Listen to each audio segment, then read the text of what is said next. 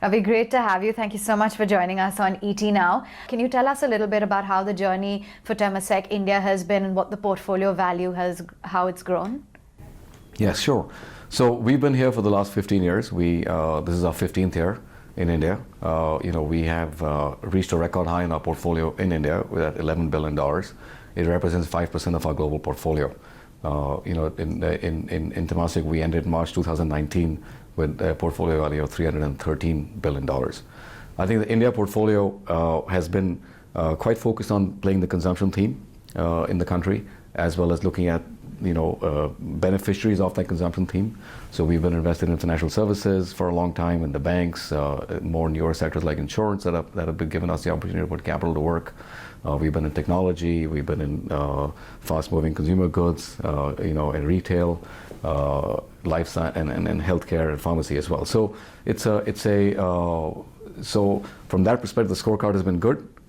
We have been putting about $1 billion a year to work in India at an average for the last 5 years, and we're hoping that we can increase that pace.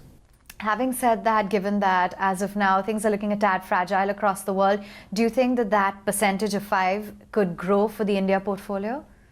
Well, the world is certainly in a bit of an uncertain, volatile space. We do see the U.S.-China trade relations, including Brexit uncertainties and some fragmentation in the political scenario in Europe, all of these contributing to what we would call some uncertainties for the world, which will have an impact as we look at our investments across globally, not just in India. But in India, we are focused on growing the portfolio. We want to do more. If I look back last 5 years, we've put about $1 billion a year, every year into India, and we would like to increase that pace of investment.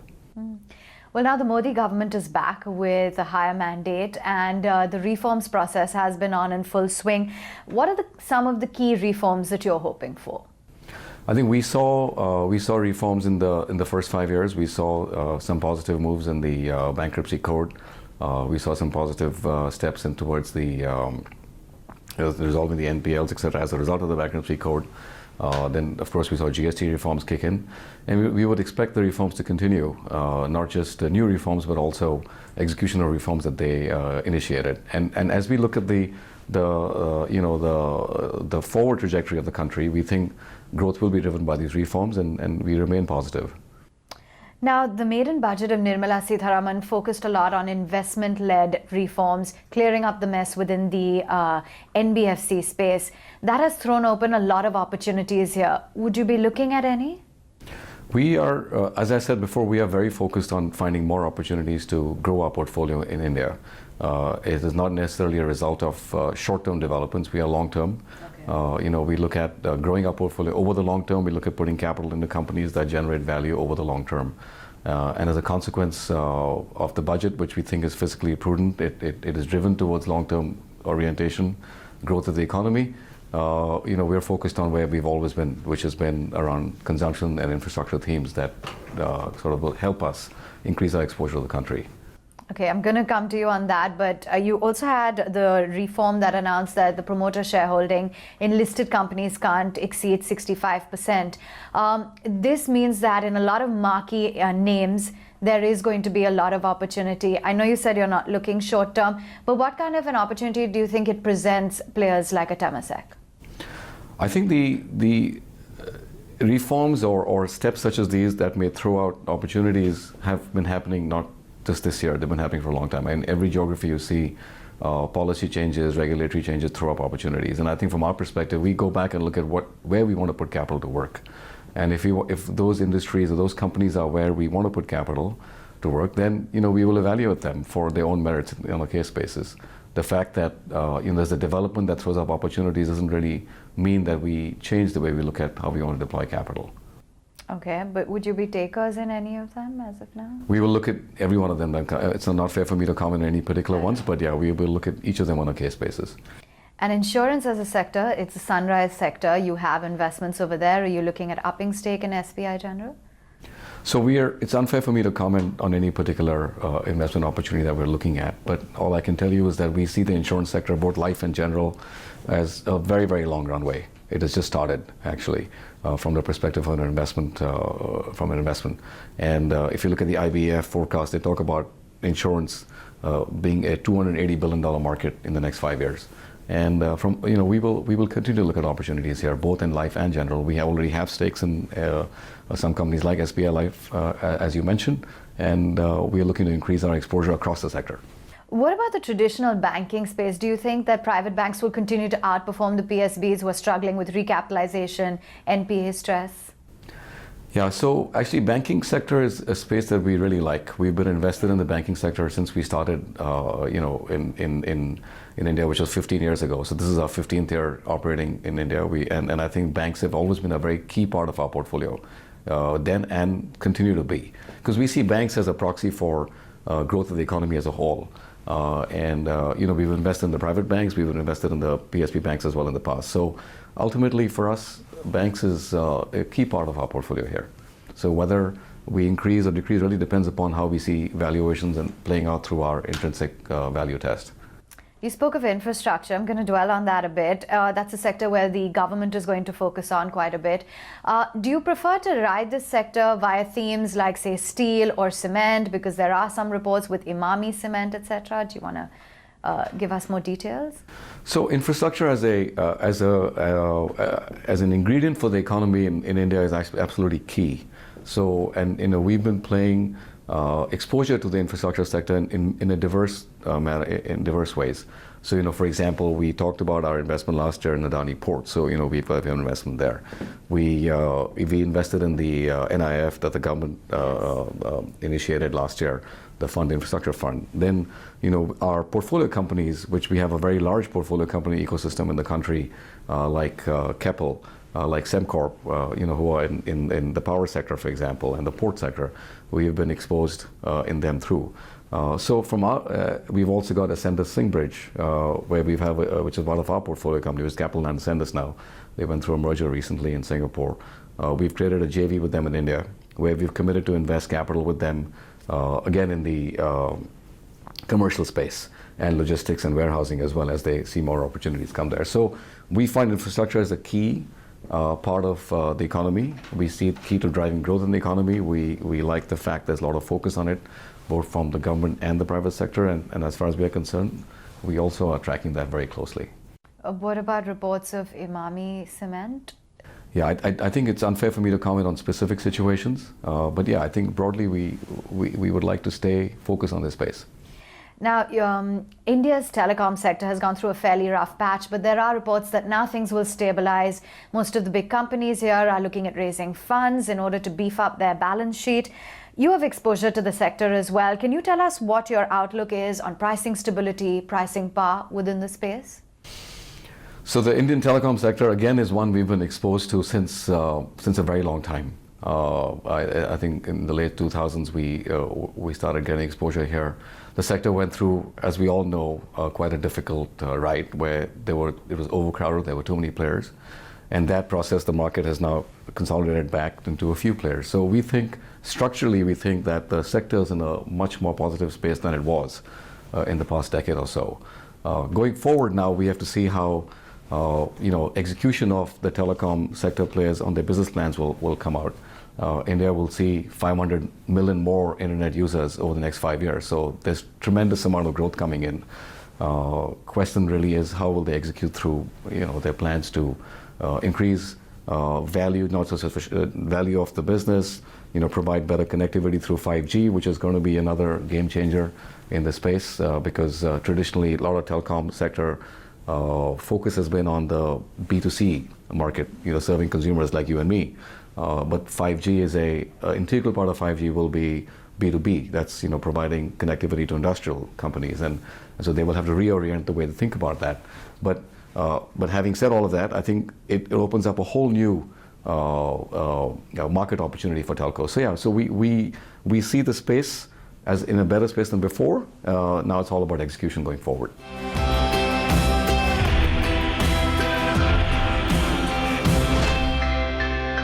You touched upon consumption as well.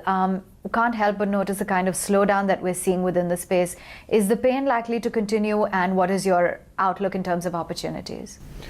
Yes, I mean there has been a slowdown in the consumption space in the country, and I think it's a matter of short-term slowdown driven by certain factors that are contributing to it. But long-term, again, we feel that consumption is a space we want to play as a theme. We want to play. We've been doing it forever, as long as we've been here. And I'll talk about a few things. So, for example, we define consumption very broadly. Yeah. Consumption can be in healthcare. It can be, so we've got investments in healthcare.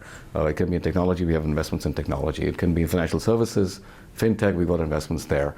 It can be in infrastructure. So we've got investments there. So as I think about consumption, I think about consumption longer term. And because we are long-term oriented in building our portfolio, it is there's no turning back actually. So we're not faced by short-term volatility. We are focused on companies that can cater to the long-term theme of consumption in the country. This FPI issue seems to have spooked the markets a little bit. I want to understand how you're looking at it, given that the CBDT seems to be very fixed on their stance. From our perspective, the way we invest in India, nothing has changed for us. So I think we've never had any hurdles as such, putting capital in or taking capital out. So for us, I mean, it's business as usual. Okay, very interesting options now with the startups. You have exposure to Ola, fintech companies, etc. There's a lot of potential. We're going to see, many more unicorns in India as well. You've benefited from some. Can you tell us a little bit about the startup game and opportunity? Sure, that's a good question. I think, okay, let's think about it this way. If you look back, India didn't have a lot of startups in technology, in fintech, etc. And over the last sort of 5-7 years or so, it has developed as a really interesting space for investments, and that's why you're seeing investments coming through from a very broad range of asset classes. So if it's venture capital, it's angel investing, it's venture debt. So we have Innoven, which is a venture debt firm, which has been looking at that space. In venture capital, we have Vertex, part of our portfolio, looking at that space. So, and then we have the growth aspect of that, where we come in with our own balance sheet. So, from a Temasek view, looking at financing startups through their life cycle as they get bigger is something we've been playing for quite some time now. Our investments back in 4 or 5 years ago in BillDesk and Policy Bazaar, InfoEdge, etc. Zomato, all of those were sort of the earlier ones. More recently, we've done deals like Ola that you talked about and Pine Labs. The focus is the following, right? We're trying to find startups that have what I would call differentiated solutions for solving problems that exist in the economy. Now, whether it could be a problem that's based on the sharing economy, right? So you come in and you provide a solution that helps you drive better sharing solutions in the market. So Ola does that. It could be something that's playing to a connected world, right? Where the world is getting more connected. These are themes and trends that we are tracking very closely, and these themes and trends come together. The sharing economy and the connected world comes together. So we're trying to find and focus our investment efforts in startups that can actually provide a good solution. They have great management and promoter behind the companies, and they can take that forward and try and become a market leader. So to the extent we can pick those winners early, we want to finance them early and finance them through their life cycle, so we can get the benefit of compounding our equity investment. But more importantly, as we support them, they will go and diversify into doing different things, and we will get to partner with them there too. And then as that ecosystem grows, it all connects back into our ecosystem. Temasek, I'm not sure if you're aware, but we consolidate over $100 billion of revenue that we own in our companies, and there are many companies that we do not consolidate that we also are pretty important shareholders in. So when we think about these startups, they need a go-to-market. They need to go and sell their products and solutions to companies at the end of the day, consuming companies. So we see our ecosystem benefiting them too. So that is the value we try and bring, not just to the startups, but also to our more mature companies. Now, we at ET Now champion the Rise with India theme. Can you tell us how you're looking at the long-term story for India versus some of the other emerging market players? Where do we stand? What are the challenges and opportunities ahead? So again, we are long-term positive on India. India is amongst the fastest growing economies in the world, right? There's 45 odd billion dollars of FDI coming into the country. We find the policy reform and the policy steps to be positive. So we find the environment to be very conducive for us to put capital. It plays very well to our themes around the growing middle class. It talks a lot about the sharing economy that I talked about. It's sort of hitting at that theme very closely. So from our perspective, as we look at opportunities around the world, we are very bottom-up focused. So we look at so we don't allocate funds to a sector or geography globally. We bottom-up look at all our investment opportunities. And as we look at that bottom-up focus, we focus on certain sectors that we like. In India, like I talked about, the fact we like consumption. And if I put all that together, we remain very positive. Like I said, we put $1 billion a year for the last 5 years, and I'm hoping that we can increase that to a higher number over the next 5 years. So you have, put in money in Ola, and you certainly benefited from that with the company having become a unicorn. But now we hear that there's perhaps some sort of, differences of opinion with SoftBank and Bhavesh Agarwal. The situation's looking a tad messy. Are you looking at any sort of an exit? How are you looking at the situation with Ola? We only just invested in Ola, and we believe in the long-term growth of the sharing economy in the country. And we are very positive on all of our investments in the sharing economy globally, not just here in India. And look, at the end of the day, we believe that management and shareholders need to be aligned to create value. And we do not see that differently in any of our investee companies, actually. You're a big player in financial services. In terms of the new age tech companies, what draws Temasek? What are some of the do's and don'ts that you keep in mind while investing in these companies? In the new age fintech companies specifically, or you're talking about broadly? New age tech companies, in particular. Fintech. It's the opportunity. It's the opportunity that you start looking at a very large addressable market, which either you're creating that never existed before, like in the sharing economy. You create an economy that a whole new industry business model that never existed, or you're looking at a large addressable market that sits with what I would call legacy incumbent businesses that you're looking to disrupt. So when you look at a early stage company looking to disrupt a existing addressable market or creating a new market, it's always very exciting because for sure there's going to be growth. So then what defines how value is created is a matter of have you got the right management team behind it? Are you funding it appropriately? And then have you got the right kind of tools to execute that plan? It's investing 101 actually, and I think from our perspective, given where we are in the life cycle in India, when it comes to the startup ecosystem, we think it's in a very exciting phase. Okay, so that's the checklist then from Temasek. Now there's been the DVR approval by the SEBI board, and at the end of the day, it is your money, and the founders say that their vision tends to get a bit hijacked. How are you looking at these regulations, the investment opportunity in India in light of these regulations? So differentiated voting rights and different ways of governing companies that can get accepted into a listed stock market really do vary from country to country, right? So this is not a new development for us as we look at investing globally, where ultimately the solution is that investors and promoters have to be aligned on those direction they want to go. And as long as governance is aligned, as long as the direction objectives are aligned, it works. When there's no alignment, it doesn't work. So ultimately, promoters wanting to take a company public have to align themselves with what investors' expectations are. At the same time, of course, they have to align themselves with what their own requirements are to drive the growth of that business. Frankly, alignment is key. Okay. India is projected to get 80 more unicorns by 2025. Can you tell us a little bit about what opportunity you see here and how you really spot an early unicorn? Okay, well, first, I want that list of 80. I don't have it. But 2025. Okay.